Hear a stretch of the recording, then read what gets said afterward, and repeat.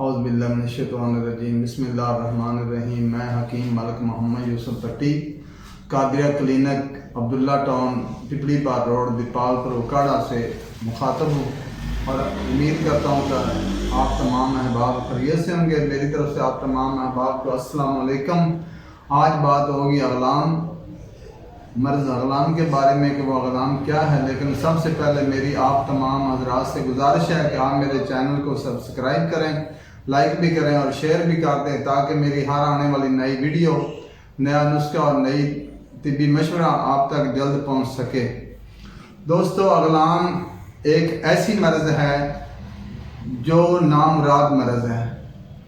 इस मौजूदा वक्त को इस मौजूदा वक्त में इसको हम कहते हैं हम जिन्स परस्ती, लेकिन इससे पहले इसको अगलाम बोला जाता था। ये अगलाम क्यों है? अगलाम उस मर्द को कहते हैं जो हम जिन्स मर्द से औरत से फेल करे, मुबाशरत करे, और इसके जो नुकसान हैं वो भयानक नुकसान हैं। और इसका जो ये ज़माना कदीम से ये मर्ज़ चला आ रहा है, ये जो बदी वाली अमराज है, ये ज़माना कदीम से चली आ रही है। और हज़रत लूत अलैहिस्सलाम की कौम जो थी वो इसमें बहुत ज़्यादा मुब्तला थी, और इसका जो जिक्र है वो कुरान पाक में मौजूद है।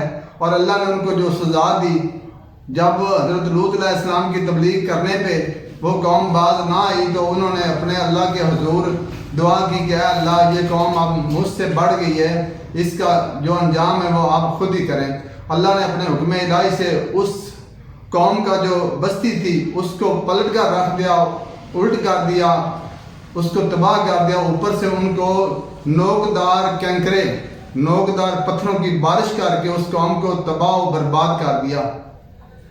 लेकिन उस कौम से जो बच गए वो आज भी उनकी नस्ल से ये जो मर्ज़ है वो चला आ रहा है, ये जो बदी है चली आ रही है। इसके जो नुकसान आते हैं वो ऐसे नुकसान आते हैं कि ये दिमाग, दिल और जिगर पे असरअंदाज होते हैं। इंसान अपने दिमागी तौर पे फेल हो जाता है, जिगर उसका कमज़ोर हो जाता है, और दिल जो है उसका वो कमज़ोर हो जाता है, जिगर उसका कमज़ोर हो जाता है, खून की जो बढ़ोतरी है वो ख़त्म होनी शुरू हो जाती है, और जो दिल है वो कमज़ोर हो जाता है। बंदा जो है वो खौफज़दा रहने लगता है। जब ये मर्द या औरत, बच्चा हो या लड़की हो या लड़का हो, ये जो इस मर्ज़ में मुब्तला होते हैं, ये क्यों होते हैं? ये गलत सोसाइटी की वजह से होते हैं, वालिदैन के ख्याल ना करने की वजह से ये इस मर्ज़ में चले जाते हैं। जब इनको तन्हाई मिलती है ये बाहर चले जाते हैं, दोस्तों की गंदी सोसाइटी में बैठते हैं, गंदी वीडियो देखते हैं या गंदे नावल पढ़ते हैं या गंदी सोबत अख्तियार करते हैं, तो वालिदैन का उस पर ये नज़र नहीं होती। वालिदैन को तो सिर्फ यही कहते हैं कि हम उधर गए थे, इधर गए थे। लेकिन इनका जो नुकसान है वो तब पता चलता है जब बच्चा हो, लड़का या लड़की, इल्म हासिल करने से, तालीम हासिल करने से कतराता है, महफिल में बैठने से कतराता है, उसका ज़हन जब कुंद हो जाता है, ज़हन पढ़ाई की तरफ नहीं रहता और खौफज़दा रहता है। और जब उसको जवान हो जाता है तो उसको शादी का कहा जाए तो वो शादी कराने से भी कतराता है। ये क्यों होता है? इसी वजह से होता है कि उन्होंने अपनी ज़िंदगी को इस गलत बदी की वजह से तबाह कर दिया है। मेरी आप तमाम अहबाब से गुजारिश है कि आप अपने बच्चों को इस बुराई से बचाएं, और जब ये अगलाम की मर्ज़ में चले जाते हैं तो इनमें जो नफ्स है मर्द का वो डैमेज हो जाता है। डैमेज कहाँ से होता है? वो 3 जगह से डैमेज हो जाता है। जड़ से डैमेज हो जाता है, दरमियान से डैमेज हो जाता है, और फिर वो अपने हफ्शा सिपारी से डैमेज हो जाता है।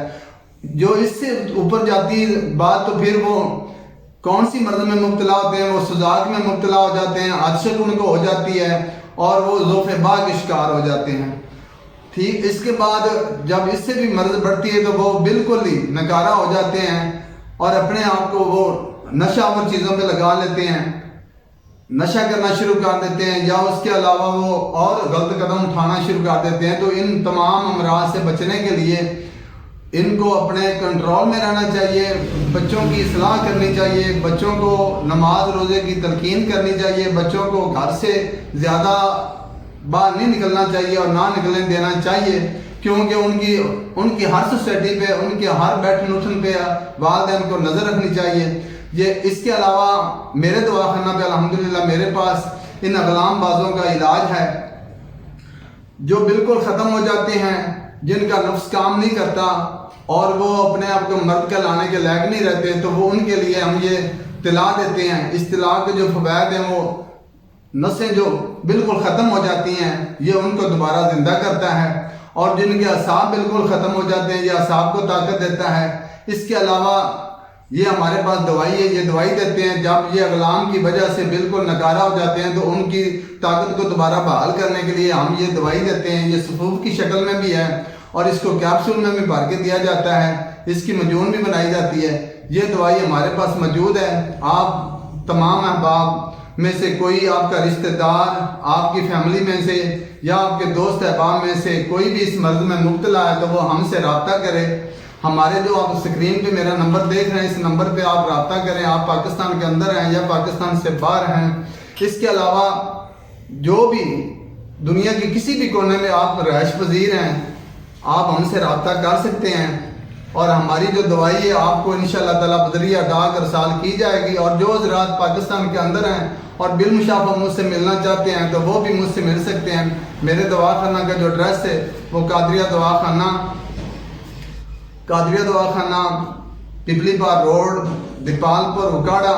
اور اس کے علاوہ جاتے جاتے میں آپ کو یہ بھی بتا دوں کہ میرے دواخانہ پہ الحمدللہ ہر مرض کا شافی علاج کیا جاتا ہے، جس میں بلڈ پریشر کا مسئلہ ہے، ہارٹ کا مسئلہ ہے، ہیپاٹائٹس کا مسئلہ ہے، ذوف باء کا مسئلہ ہے، بے اولادی کا مسئلہ ہے، بانجھپن کا مسئلہ ہے، بواسیر کا مسئلہ ہے، امراض گردہ کا مسئلہ ہے، یا امراض جگر کا مسئلہ ہے، بواسیر کا مسئلہ ہے، امراض خبیثہ کا مسئلہ ہے، دانت، چنبل، ددر اور عطشی وغیرہ کا کسی کو کوئی مسئلہ ہے تو وہ بھی مجھ سے رابطہ کر سکتے ہیں۔ اس کے ساتھ میں آپ سے اجازت چاہتا ہوں۔ اللہ حافظ۔